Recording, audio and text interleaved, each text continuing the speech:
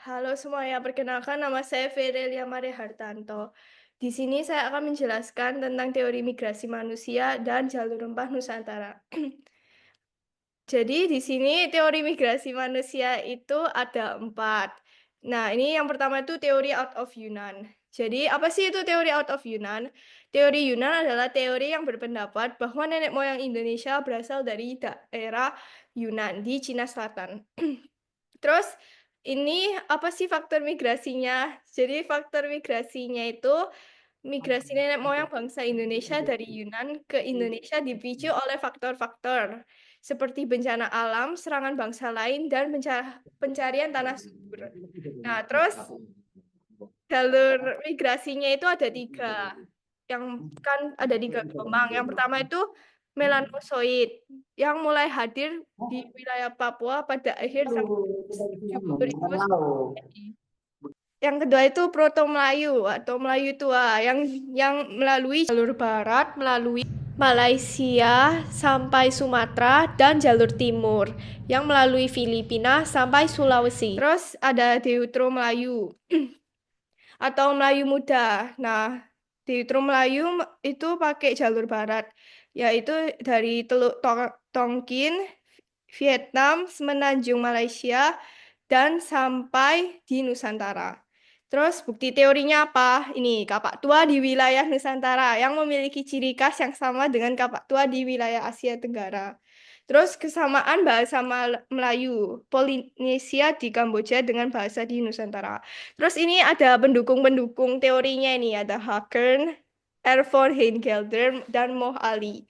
Terus selanjutnya ada teori Nusantara. Ini pendukungnya pendukung teori Nusantara ini didukung oleh para ahli, antara lain Goris Keraf, J. Crawford, Sultan Takdir, Alis Jawana, dan Muhammad Yamin. Terus nih, apa sih itu teori Nusantara? Teori ini menyebutkan bahwa bangsa Indonesia berasal dari wilayah Indonesia itu sendiri, yakni tidak melalui proses migrasi dari daerah manapun. Terus bukti teorinya apa? Ini penemuan Homo soloensis dan Homo wajakensis di Pulau Jawa menjadi penanda bahwa keturunan bangsa Melayu memiliki kompetensi berasal dari Jawa. Terus teori yang ketiga, teori out of Africa. Teori yang sering disebut sebagai replacement theory menganggap bahwa Homo erectus tertentu di Afrika adalah nenek moyang manusia modern. Terus ini faktor migrasinya. Manusia purba dari Afrika bermigrasi ke Asia untuk mencari tempat tinggal yang lebih baik dan bertahan hidup.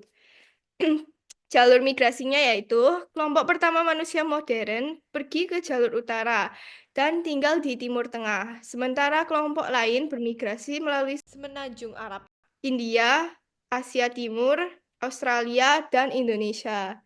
Terus menyebar ke Eurasia setelah menyeberangi Selat Bab el Mandeb. Terus nih ada bukti teori out of Africa. Teori out of Africa dapat dibuktikan dengan adanya fosil laki-laki di Danau Munggo. Dengan adanya fosil yang telah ditemukan tersebut, maka bisa dipastikan pernah ada kelompok manusia purba yang melakukan migrasi dari Afrika ke Asia dan Australia. Terus ini teori yang terakhir, teori out of Taiwan. Teori out of Taiwan menyatakan bahwa nenek moyang bangsa Indonesia berasal dari Taiwan atau Kepulauan Formosa.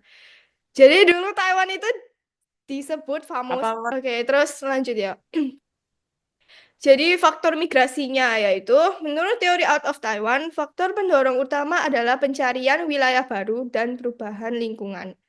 Terus jalur migrasinya menggunakan jalur laut dengan rute utama ke Filipina, lalu ke Kalimantan, Sulawesi, dan Maluku Utara, kemudian menyebar ke seluruh Nusantara. Bukti teorinya yaitu bahasa di Nusantara termasuk dalam rumpun bahasa Austronesia yang juga digunakan di Taiwan dan wilayah Pasifik. Selain itu, kromosom manusia Indonesia memiliki pola genetika yang berbeda dari masyarakat Tiongkok, mengindikasikan bahwa nenek moyang bangsa Indonesia berasal dari tempat lain. Jadi ini yang terakhir guys, kita menjelaskan tentang jalur rempah Nusantara. Nah, kamu sebelumnya tahu sih apa banyaknya? itu rempah Nusantara? Kamu pernah dengar nggak sebelumnya? Pernah. Iya, beneran. Emang kamu Ini baru dengar. ya udah oke. Apa sih itu jalur rempah Nusantara? Ya. Jalur rempah Nusantara adalah istilah untuk perdagangan maritim yang digunakan untuk mengangkut rempah-rempah seperti cengkeh, pala, lada, dan kayu manis dari Nusantara ke berbagai belahan dunia. Nah, ini kamu bisa lihat jelas gak sih tulisannya? Bisa-bisa aman. Oke.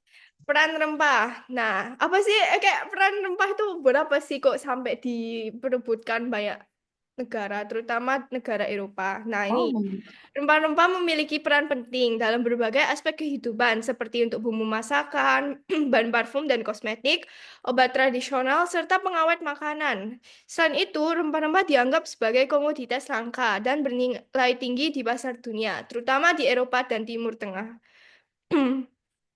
Terus, ini dampak perdagangan rempah terbagi menjadi tiga, yaitu ke budaya kita. Datangan pedagang dari berbagai bangsa membawa pengaruh beragam ke Nusantara, terlihat dalam seni, arsitektur, bahasa, dan kuliner, yang memicu pertemuan dan perpaduan antara tradisi asli dengan budaya luar.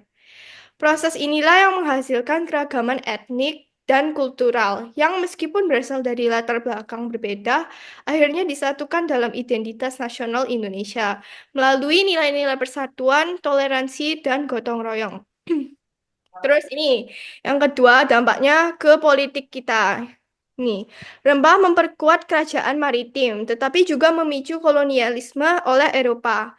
Monopoli VOC mengubah sistem politik, memicu perlawanan yang mendorong persatuan bangsa. Terus ketiga, keekonominya negara kita. Karena rempah, Nusantara menjadi pusat perdagangan internasional, meningkatkan kesejahteraan petani dan pedagang, serta mendorong masyarakat pesisir menjadi pelaut dan pedagang ulung.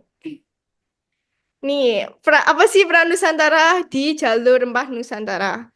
Peran Nusantara terhadap jalur perdagangan dunia pada Iya, oke. klasik yaitu hanya sebagai area perlintasan jalur perdagangan atau persinggahan sementara bagi para pedagang Eropa dan Asia. Terus ini next, pusat jalur rempah.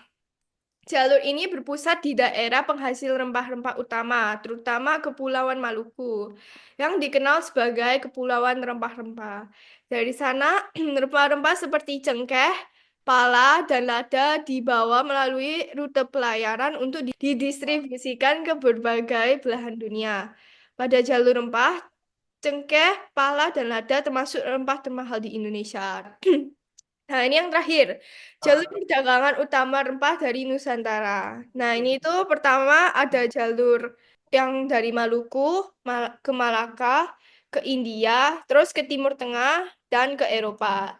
Terus yang kedua ada dari Maluku ke Jawa, ke Gujarat, terus ke Afrika, terus ke Eropa. Itu.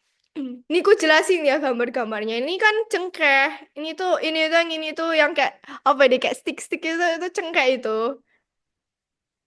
Terus yang ini tuh kayak kayu manis gitu. Itu jahe ya. Iya, ini jahe, yang ini jahe. Terus ini tuh lada. Mana kayu manis mana?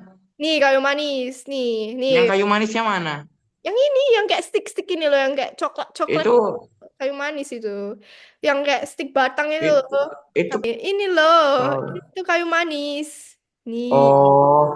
stick kayak kayu manis itu. Udah lanjut Nah, ini tuh cengkeh, yang ini cengkeh. No. Terus sampai oke. ini tuh pala. Yang kayak gini itu pala. Aku aman. Tinggal namanya unik-unik ya. Apa? Namanya unik-unik. Iya, namanya unik-unik tuh, rempah. Kan rempah-rempah Indonesia. Oh, kamu bangga Itu nggak? anggur. Bukan, ini bukan anggur, ini tuh lada. Jadi lada itu ini kayak lada asli sebelum jadi kayak bubuk-bubuk gitu. Kayak gini. Enggak. Oh, nggak tahu. Oke, oke. Nih, kayak gini ya, kayak gini. Tuh, sekarang kamu tahu kan? Tuh, lihat tuh, lada itu kayak gini sebelum jadi kayak Kok kayak Jerry? gitu. Hah, kayak jadi? Kayak cherry? Enggak, ya pokoknya kayak gitu. Mm-mm, Cherry. Masa sih? Tapi pokoknya kayak yang Ya di lanjut. itu. Terus next ini jahe. Ya udah sih gitu doang. Udah jelas banget itu. Oke, sekian presentasi dari saya. Terima kasih, Sion. Apakah ada pertanyaan? Tidak, no.